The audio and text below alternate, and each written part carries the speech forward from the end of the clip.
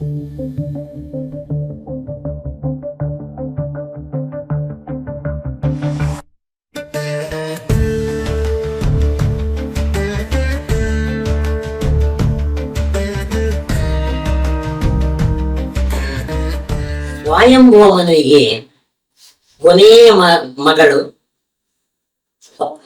ಪ್ರಸೂತಿ. ಆ ಪ್ರಸೂತಿ ದಕ್ಷ ಪ್ರಜಾಪತಿ ಅವಳನ್ನು ಮದುವೆಯಾದ, ಪ್ರಸೂತಿಯನ್ನು ಮದುವೆಯಾದ, ಅವಳಿಗೆ ಮದುವೆ ಮಾಡಿಕೊಟ್ರು. ಅವನಿಗೆ ದಕ್ಷ ಪ್ರಜಾಪತಿಗೆ ಮದುವೆ ಮಾಡಿಕೊಟ್ರು. ಅವಳಲ್ಲಿ 16 ಜನ ಹೆಣ್ಣು ಮಕ್ಕಳನ್ನು ಅವಳು ಕಲಿತಾಳೆ. 13 ಮಂದಿ ಹೆಣ್ಣು ಮಕ್ಕಳನ್ನು ಯಮಧರ್ಮರಾಜನಿಗೆ ಪ್ರವೃದ್ಧರಾದ್ಮೇಲೆ ಯಮಧರ್ಮರಾಜನಿಗೆ ಮದುವೆ ಮಾಡಿಕೊಡ್ತಾರೆ.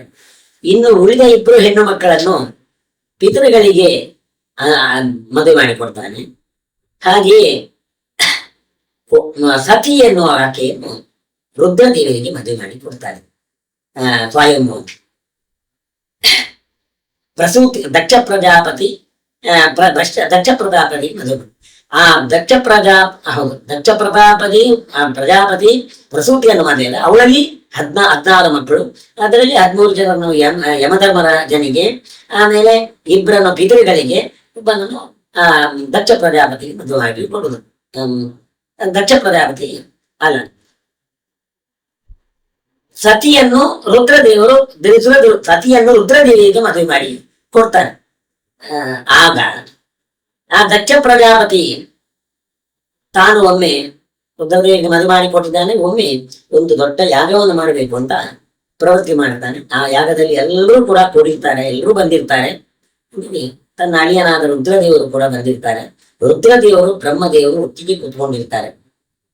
ಆಗ ಆ ಯಾಗದ ಸಭೆಗೆ ದಕ್ಷ ಪ್ರಜಾಪತಿ ತನ್ನ ತೇಜಸ್ಸನ್ನು ಕೊಂಡು ತರ್ತಾರೆ. ಕೂಡಿಕೊಂಡು ಆ ಸಭೆಯನ್ನು ಪ್ರವೇಶಿಸ್ತಾನೆ ದಕ್ಷ ಪ್ರಜಾಪತಿ. ಆಗ ಬ್ರಹ್ಮದೇವರು ರುದ್ರದೇವರು 2ರನ್ನ ಬಿಟ್ಟು ಉಳಿದವರೆಲ್ಲರೂ ಕೂಡ ಎದ್ದು ನಿಂತುಕೊಂಡು ಗೌರವವನ್ನು ಸಲ್ಲಿಸ್ತಾರೆ. ದಕ್ಷ ಪ್ರಜಾಪತಿ ಬ್ರಹ್ಮದೇವರಿಗೆ ನಮಸ್ಕಾರ ಮಾಡಿ ಕೂತ್ಕೊಳ್ತಾನೆ. ಮತ್ತೆ ರುದ್ರದೇವರ ಮೇಲೆ ಸಿಟ್ಟುಕೊಳ್ತಾನೆ. ಯಾಕೆ ಹೇಳಿದ್ರೆ ತನ್ನ ಅಳಿಯ ರುದ್ರದೇವರು, ಆ ಅಳಿಯ ತನಗೆ ಗೌರವ ಕೊಡ್ಲಿಲ್ಲ, ಎದ್ದು ನಿಲ್ಲಿಲ್ಲ, ನಮಸ್ಕಾರ ಮಾಡಲಿಲ್ಲ ಅನ್ನುವಂತ ಒಂದು ಭಾವನೆಯಿಂದ ಅವನ ಮೇಲೆ ಸಿಟ್ಟು ಬರ್ತದೆ. ರುದ್ರದೇವರ ಮೇಲೆ ದಕ್ಷ ಪ್ರಜಾಪತಿ ಸಿಟ್ಟುಕೊಳ್ತಾನೆ. ಸಿಟ್ಟಿನಿಂದ ನಡುತ್ತಾನೆ. ಕ್ರೂರವಾದ ಕಣ್ಣಿನಿಂದ ಆ ರುದ್ರದೇವರನ್ನು ದಿಟ್ಟಿಸಿ ನೋಡ್ತಾನೆ. ಶಿಷ್ಟರಿಗೆ ಉಚಿತವಾಗದ ದುಷ್ಟ ವಚನಗಳಿಂದ ರುದ್ರದೇವರನ್ನು ದಕ್ಷ ನಿಂದಿಸ್ತಾನೆ. ಈ ರುದ್ರದೇವರಿಗೆ ಯಜ್ಞ ಭಾಗ ಲಭಿಸದೆ ಹೋಗಲಿ ಅಂತ ಶಾಪವನ್ನು ಕೊಡ್ತಾನೆ ದಕ್ಷ ಪ್ರಜಾಪತಿ. ಶಿವನ ಮುಖ ನನಗೆ ಅಶಿವವನ್ನು ಉಂಟು ಮಾಡ್ತದೆ ಅಂತೇಳಿ ಹೇಳಿ ಒಣಗುತ್ತಾ ಸಭೆಯಿಂದ ಎದ್ದು ಹೊರಗೆ ಹೋಗಿರುತ್ತಾರೆ ಯಾರು? ದಕ್ಷ ಪ್ರಜಾಪತಿ.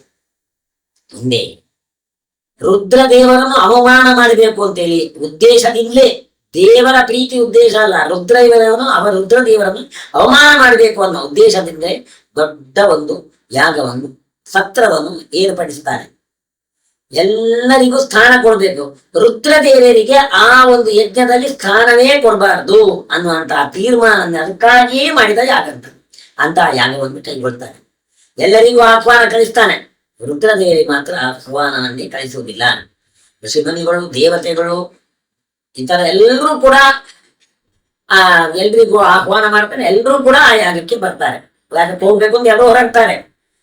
ತಂದೆ ಒಂದು ದೊಡ್ಡ ಯಾಗವನ್ನು ಮಾಡ್ತಾ ಇದ್ದಾರೆ, ಸತ್ರವನ್ನು ಮಾಡ್ತಾ ಇದ್ದಾರೆ, ನಾನು ಹೋಗಬೇಕು ಅನ್ನತಕ್ಕಂತ ಇಚ್ಛೆ ಆ ಯಾಗದ ಸುದ್ದಿ ಕಿವಿಗೆ ಕೇಳಿದ್ರಿಂದ ಮಗಳು ಸತಿಗೆ ಕಾಣಿಸ್ತದೆ. ನಾನು ಆ ಯಜ್ಞಕ್ಕೆ ಹೋಗಬೇಕು, ತಂದೆ ವೈಭವದಲ್ಲಿ ಮಾಡ್ತಾ ಇದ್ದಾರೆ, ನಾನು ಅದರಲ್ಲಿ ಭಾಗಿಯಾಗಬೇಕು ಅನ್ನತಕ್ಕಂತಹ ಒಂದು ಇಚ್ಛೆ ಅವಳಿಗೆ ಹುಟ್ಟಿತು. ರುದ್ರದೇವರ ಹತ್ರ ಕೇಳ್ತಾಳೆ, ದೊಡ್ಡ ಯಾಗ ಮಾಡ್ತಾ ಇದ್ದಾರೆ, ಎಲ್ಲ ಹೋಗ್ತಾ ಇದ್ದಾರೆ, ತಂದೆಯ ಮನೆಯಲ್ಲಿ ನಡೆಯುವುದಕ್ಕೆ ನಾನು ಹೋಗ್ಬೇಕಲ್ಲ, ನನಗೆ ಹೋಗ್ಲಿಕ್ಕೆ ಒಪ್ಪಿಗೆ ಕೊಡಿ ಅಂತೇಳಿ ಗಂಡನನ್ನು ಕೇಳಿಕೊಡ್ತಾಳೆ ಹೆಂಡತಿ ಸತಿ.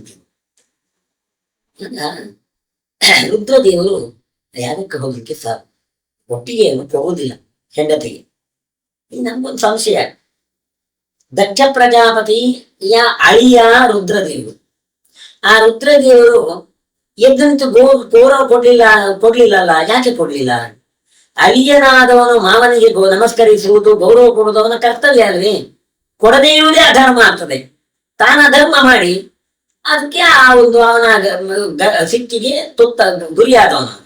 ಯಾಕೆ ರುದ್ರದೇವರು ನಮಸ್ಕಾರ ಮಾಡಲಿಲ್ಲ, ಗೌರವವನ್ನು ಕೊಡ್ಲಿಲ್ಲ ಅಂತ ಒಂದು ಸಮಸ್ಯೆ ನಮ್ಗೆ ಸಂಶಯ ಬರ್ತದೆ. ಅದಕ್ಕೆ ಯಾವ ಒಬ್ರಿಗೆ ನಾವು ನಮಸ್ಕಾರ ಮಾಡ್ತೇವೆ ಹೇಳಿದ್ರೆ ಆ ವ್ಯಕ್ತಿಗೆ ನಮಸ್ಕಾರ ಅಲ್ಲ, ಆ ವ್ಯಕ್ತಿಯ ಒಳಗಿರತಕ್ಕಂತ ಭಗವಂತನಿಗೆ ನಮಸ್ಕಾರ. ವ್ಯಕ್ತಿಗಿಂತ ಮುಖ್ಯವಾಗಿ ಅವನ ಒಳಗಿರುವ ದೇವರಿಗೆ ನಮಸ್ಕಾರ ಮಾಡುವುದು ಅನ್ನೋ ಎಚ್ಚರ ನಮಗೆ ಬೇಕು. ಈ ದಕ್ಷಿಣ ಹೃದಯದಲ್ಲಿ ಭಗವಂತನ ಸನ್ನಿಧಾನವೇ ಇಲ್ಲ. ಭಗವಂತನ ಸನ್ನಿಧಾನವೇ ಇರುವುದಿಲ್ಲದಿರುವಾಗ ಆ ಭಗವಂತನ ಇಲ್ಲ ಅಂದ್ರೆ ಅವನಿಗೆ ಅಲ್ಲಿಂದ ನಮಸ್ಕಾರ ಮಾಡ್ಲಿಕ್ಕೆ ಆಗ್ತದೆ. ಅಂದ್ರೆ ಆ ವ್ಯಕ್ತಿಗೆ ನಮಸ್ಕಾರ ಅಲ್ಲ, ಭಗವಂತನಿಗೆ. ಭಗವಂತನ ಸನ್ನಿಧಾನ ಅಲ್ಲಿ ದೋಷ ಇರೋದ್ರಿಂದ ಇಲ್ಲ, ಆದ್ರಿಂದ ಅವನು ನಮಸ್ಕಾರ ಮಾಡಲಿಲ್ಲ. ರಾಗ, ದ್ವೇಷ, ಕಾಮ, ಕ್ರೋಧ ಇವುಗಳಿಂದ ತುಂಬಿಕೊಂಡಿದ್ದಾನೆ ದಕ್ಷ. ಅಂದ್ರೆ ಅಲ್ಲಿ ಹರಿಯ ಸನ್ನಿಧಾನ ಚೂರವೂ ಇಲ್ಲ, ಸ್ವಲ್ಪವೂ ಇಲ್ಲ. ಸನ್ನಿಧಾನ ಇಲ್ಲದಿರುವಲ್ಲಿ ನಮಸ್ಕಾರ ಮಾಡೋದು ಯೋಗ್ಯವಲ್ಲ. ಅಂದ್ರೆ ಹೀಗೆ ಹರಿಯ ಸನ್ನಿಧಾನ ಇಲ್ಲ ಅಂತ ಆದ್ರೆ ದೇವರೇ ಅಲ್ಲಿ ಇಲ್ಲ ಅಂತ ಅರ್ಥ ಅಲ್ಲ, ದೇವರ ಅಸ್ತಿತ್ವ ವ್ಯಕ್ತ ಆಗುವುದಿಲ್ಲ ದೋಷ ಇದ್ದಲ್ಲಿ ಅಂತೇಳಿ ಅರ್ಥ ಆಗ್ತದೆ. ಆದ್ರಿಂದ ಈ ಭಾವನೆಯಿಂದ ರುದ್ರದೇವರು ದಕ್ಷ ಪ್ರಜಾಪತಿಗೆ ನಮಸ್ಕಾರ ಮಾಡಲಿಲ್ಲ. ಹರಿ ನಮಸ್ಕಾರ ಮಾಡಲಿಲ್ಲ. ಗುಣವೇನಿಲ್ಲದ ದಕ್ಷನಿಗೆ ಹೇಗೆ ನಮಸ್ಕಾರ ಮಾಡುದು? ಹರಿಯ ಸನ್ನಿಧಾನ ಇಲ್ಲ, ಅದನ್ನು ನಮಸ್ಕಾರ ಮಾಡಲಿಲ್ಲ ಅಂತ ಹೇಳಿ ಹೇಳ್ತಾರೆ. ಇದಕ್ಕೆ ಇನ್ನೊಂದು ಕಾರಣ ಹೇಳಿದ್ರೆ, ಯಾವಾಗಲೂ ನಾವು ನಮಸ್ಕಾರ ಮಾಡೋದು ನಮ್ಮಿಂದ ಕೆಳಗಿನವರು ನಾವು ನಮಸ್ಕಾರ ಮಾಡುವುದಿಲ್ಲ. ಆದ್ರಿಂದ ನಮ್ಮಿಂದ ಉತ್ತಮರಾದವರಿಗೆ ನಮಸ್ಕಾರ ಮಾಡ್ತೇವೆ. ಉತ್ತಮರು ಅಧಮ ಅಧಿಷ್ಠಾನಕ್ಕೆ ನಮಸ್ಕಾರ ಮಾಡೋ ಕ್ರಮ ಇಲ್ಲ. ದೊಡ್ಡವರು ಚಿಕ್ಕವರಿಗೆ ನಮಸ್ಕಾರ ಮಾಡೋದಿಲ್ಲ, ಚಿಕ್ಕವರು ದೊಡ್ಡವರಿಗೆ ನಮಸ್ಕಾರ ಮಾಡ್ತಾರೆ. ಹಾಗಾದ್ರೆ ಚಿಕ್ಕವರು ದೊಡ್ಡವರಿಗೆ ನಮಸ್ಕಾರ ಮಾಡಿದಾಗ ಪ್ರತಿ ನಮಸ್ಕಾರವನ್ನು ದೊಡ್ಡವರು ಮಾಡ್ತಾರೆ. ನಮಸ್ಕಾರ ಸಾರ ಹೇಳಿದ್ರೆ ಆ ಗುರುಗಳು ಕೂಡ ನಮಸ್ಕಾರ ಅಂತ ಹೇಳ್ತಾರೆ. ನಮಸ್ಕಾರ ಸಾರ ಹೇಳ ನಮಸ್ಕಾರ ಅಂತ ಹೇಳ್ತಾರೆ. ಹಾಗಾದ್ರೆ ಗೌರವ ಕೊಡ್ಬೇಕು. ಆದ್ರೆ ಎಲ್ಲಿಗೆ ಅಲ್ಲಿ ಆ ನಮಸ್ಕಾರ? ಆ ಚಿಕ್ಕವರಿಗಲ್ಲ, ಅವರೊಳಗೆ ಭಗವಂತನಿಗೆ. ಹಾಗೆಯೇ ರುದ್ರದೇವರು ಯೋಗ್ಯತೆಯಲ್ಲಿ ಹಿರಿಯರಾದರು, ದಕ್ಷ ಕಡಿಮೆ ಆದರು. ಅಂದ್ರೆ ಅಧಮ ಅಧಿಷ್ಠಾನದಲ್ಲಿ ದೇವರನ್ನು ಪೂಜಿಸುವುದು, ಆ ದೇವರಿಗೆ ನಮಸ್ಕಾರ ಮಾಡುವುದು ಅಷ್ಟು ಸರಿಯಲ್ಲ, ಗೊತ್ತಾಗ್ತಲ್ಲ. ಆದ್ರಿಂದ ಒಂದು ವೇಳೆ ತನ್ನಿಂದ ಉತ್ತಮರಾಗಿದ್ದರಲ್ಲಿ ಅಲ್ಲಿ ಅವರಿಗೂ ನಮಸ್ಕಾರ, ಅವರೊಳಗಿರುವ ಭಗವಂತನಿಗೂ ನಮಸ್ಕಾರ, ಅವರಿಗೂ ನಮಸ್ಕಾರ. ಇಲ್ಲಿ ಅಧಿಷ್ಠಾನ ಚಿಕ್ಕದಾದದ್ರಿಂದ ಇಲ್ಲಿ ನಮಸ್ಕಾರ ಆ ದೇವರಿಗೂ ಮಾತ್ರ. ಆದ್ರಿಂದ ನಮಿಸ್ಬೇಕು ಯಾವಾಗಲೂ ಹಿರಿಯರಿಗೆ, ಅಲ್ಲಿರುವ ಭಗವಂತನಿಗೆ ನಮಸ್ಕಾರ, ಹಿರಿಯರಲ್ಲಿರತಕ್ಕ ಭಗವಂತನಿಗೆ ನಮಸ್ಕಾರ ಮಾಡಬೇಕು. ಚಿಕ್ಕವರಿಗೆ ಮಾತ್ರ ಹಾಗೆ ನಮಸ್ಕಾರ ಮಾಡಬೇಕು, ಭಗವಂತನಿಗೇ ನಮಸ್ಕಾರ ಅಂತ ಮಾಡಬೇಕು. ಹಾಗೆ ರುದ್ರದೇವರಿಂದ ದಕ್ಷರು ಪ್ರಜಾಪತಿ ಎಷ್ಟೋ ಕೆಳಗಿನವರು. ಮಗಳನ್ನು ಮದುವೆ ಆಗಿದ್ದಾರೆ ಅಷ್ಟೇ ವಿನಃ ಆ ಒಂದು ನಿಟ್ಟಿನಲ್ಲಿ ಮಾತ್ರ ಹಿರಿಯರು ಅಂತಕ್ಕಂಥ ಒಂದು ಗೌರವ ಅರ್ಹರು ಅಂತ ಅಷ್ಟೇ ವಿನಃ ಯಾವಾಗಲೂ ನಮಸ್ಕಾರ ಅನ್ನುವಂತಹದ್ದು ಅವನ ಒಳಗಿರತಕ್ಕ ಭಗವಂತನಿಗೆ. ರುದ್ರದೇವರಲ್ಲಿ ಆ ಭಗವಂತ ದಕ್ಷನಲ್ಲಿ ಆ ಭಗವಂತನ ಸನ್ನಿಧಾನ ಇಲ್ಲದೆ ಇರುವುದರಿಂದ ಅವರು ನಮಸ್ಕಾರ ಮಾಡಲಿಲ್ಲ. ಅಲ್ಲದೆ ಉತ್ತಮ ಅಧಿಷ್ಠಾನರಾಗಿರತಕ್ಕಂತಹ ಬ್ರಹ್ಮದೇವರು ಸಮೀಪದಲ್ಲೇ ಕುಳಿತುಕೊಂಡಿದ್ದಾರೆ. ಅವರಲ್ಲಿ ಇರತಕ್ಕಂತಹ ಭಗವಂತನನ್ನು ಅವರು ಏಕಾಗ್ರ ಚಿತ್ತವನ್ನು ಧ್ಯಾನಿಸ್ತಾ ಇದ್ದಾರೆ, ಗೊತ್ತಾಗ್ತದೆ. ಆದ್ರಿಂದ ಉತ್ತಮ ಅಧಿಷ್ಠಾನ ಧ್ಯಾನ ಮಾಡ್ತಾ ಇರುವವರಿಗೆ ಚಿಕ್ಕವರಿಗೆ ನಮಸ್ಕಾರ ಮಾಡಲಿಲ್ಲ ಅನ್ನತಕ್ಕಂತಹ ದೋಷ ಇಲ್ಲ.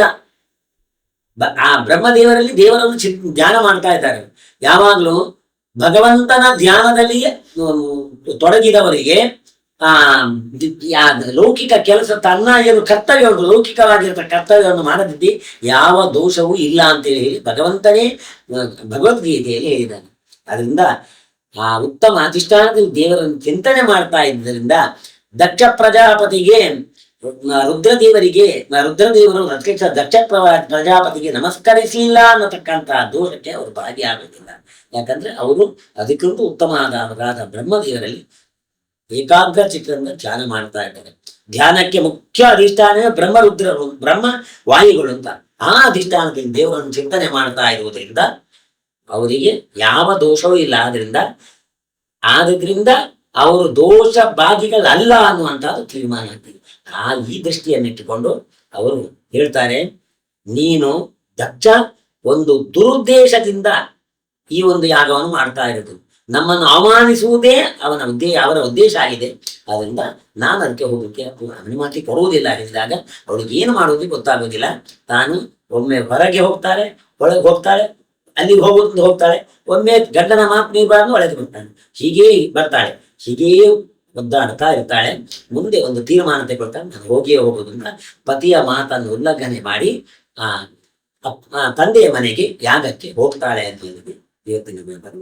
ಅತ್ಯಾಧುನಿಕ ಸುದ್ದಿ ಅಪ್ಡೇಟ್ಗಳು ಮತ್ತು ಮುಖ್ಯವಾದ ವಿಷಯಗಳನ್ನು ತಿಳಿಯಲು NP ನ್ಯೂಸ್ ಯೂಟ್ಯೂಬ್ ಚಾನೆಲ್ ಅನ್ನು ಸಬ್ಸ್ಕ್ರೈಬ್ ಮಾಡಿ.